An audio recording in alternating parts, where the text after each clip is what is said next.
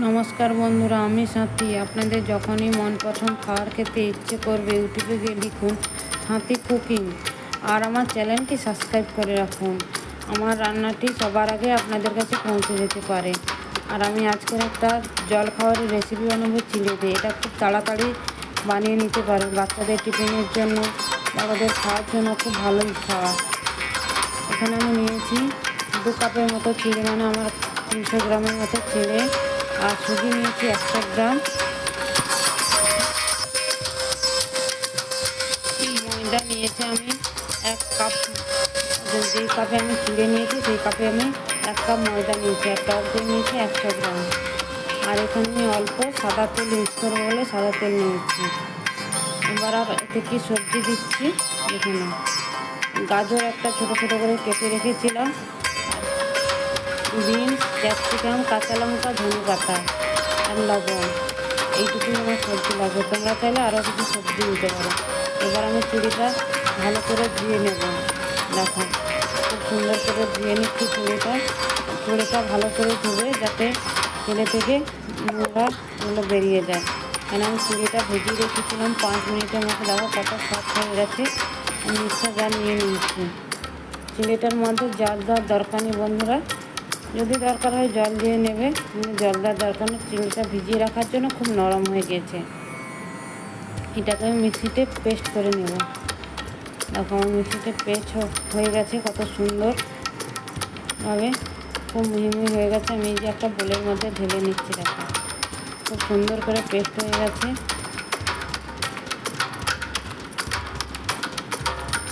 আর বন্ধুরা, আমার এই ভিডিওটা যদি ভালো লাগে লাইক, কমেন্ট, শেয়ার, সাবস্ক্রাইবার করে দেবেন। টক দই দিয়ে দিলাম, তারপরে দিলাম সুজি, স্বাদ মতো চিনি, স্বাদ মতো লবণ দিয়ে আমি ভালো করে মিক্স করে নেব।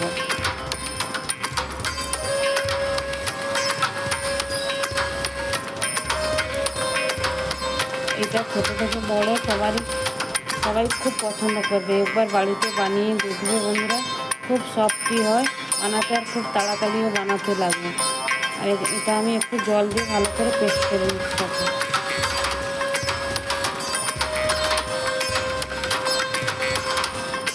এখন ভালো করে জল দিয়ে করে নিয়েছি। এটা আমি আবার ঢাকিয়ে রেখে দেবো, ততক্ষণ আমি সবজিটা তৈরি করে নেব। আমি একটা পাত্র নিয়ে নিয়েছি, এর মধ্যে গাজরটা আমি দিয়ে দেবো। আমার এতটা সবজি লাগবে না, এই জন্য আমি অল্প অল্প করে দিচ্ছি। আমার যতটা লাগে ততটাই দিচ্ছি। আর ক্যাপসিকামটা আমি কমই কেটেছি, ক্যাপসিকামটা পুরো দিলাম। আর কাঁচা লঙ্কা আমি অল্প দিয়েছি, তোমাদের ঝালে যেরকম ঝাল খাও সেরকম দেবে। আর এখানে আমি কাঁচা লঙ্কা দিয়ে দিলাম আর লবণ দিয়ে দিলাম, দিয়ে এটাকে ভালো করে মিশিয়ে নেব। আমি হালকা একটু টমেটো দিলাম, আমি টমেটোটা কেটে রেখেছিলাম, এই জন্য হালকা একটু টমেটো দিলাম। আমাদের একটু টমেটো খেতে পছন্দ করে। এটাকে ভালো করে মিক্সড করে নিয়েছি। দেখো মিক্সড করে নিচ্ছি ভালো করে। হয়ে গেছে সবজিটা আমার রেডি। এটা কত সুন্দরভাবে ফুলে গেছে। আর ব্যাটারটা তৈরি হয়ে গেছে, একদম পারফেক্ট হয়ে গেছে। এর মধ্যে আমি 1 কাপ ময়দা দিয়ে দিলাম, দিয়ে ভালো করে আবার ফেটিয়ে নিচ্ছি, পেস্ট করে নিচ্ছি। দেখো এর মধ্যে আমার অল্প একটু জল দিতে হবে। জল দিয়ে আমি ভালো করে ফেটিয়ে নিয়েছি। দেখো খুব সুন্দর ব্যাটারটা তৈরি হয়ে গেছে। এর মধ্যে আমি গ্যাসের পাত্রে একটা বসিয়ে দিয়েছি, কড়াই বসিয়ে দিয়েছি। হালকা সর্ষের তেল আমি এভাবেই করে নিলাম, ভালো করে লাগিয়ে নিলাম কড়াইয়ের মধ্যে।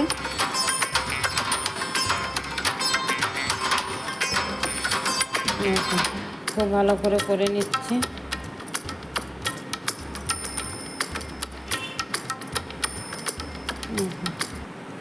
এটা একটু হালকা এঁটে গেলে আমি এর উপরে একটু সবজি দিয়ে হাত দিয়ে এরকম চাপা চাপা করে দিলাম।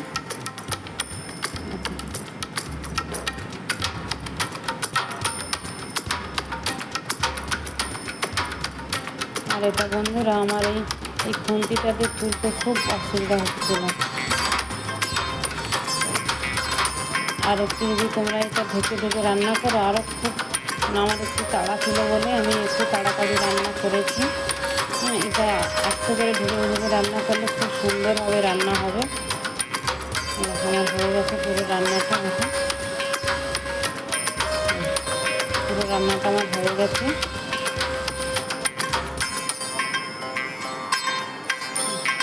খুব সুন্দরভাবে হয়ে গেছে আমার রান্নাটা।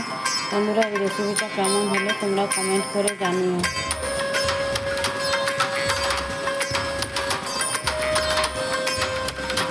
আমি এবার এই খুন্তিটা নিলাম, এটা হোক তুলে নেব। আবার একটা করে দেখালাম তোমাদের, খুব সুন্দর হয়েছে। দেখো এই খুন্তিটাতে খুব সুন্দর হয়েছে। দেখো আমি রেডি করে নিলাম, কাজ করে দিলাম। এটা মতিচুরে লাড্ডু আর টমেটো সস দিয়ে। এই রেসিপিটা যদি ভালো লাগে বন্ধুরা লাইক কমেন্ট শেয়ার করবে, আর অবশ্যই একবার বাড়িতে বানিয়ে খাবেন। খুব সুন্দর রেসিপি। বন্ধুরা খুব ভালো থেকো, সুস্থ থেকো, আবার দেখা হবে একটা অন্য একটা রেসিপি নিয়ে। তোমরা খুব ভালো থেকো আর কমেন্ট করে জানিও কিন্তু, বানিয়ে খাবে কিন্তু। ঠিক আছে বন্ধুরা, ভালো থেকো, শুভরাত্রি।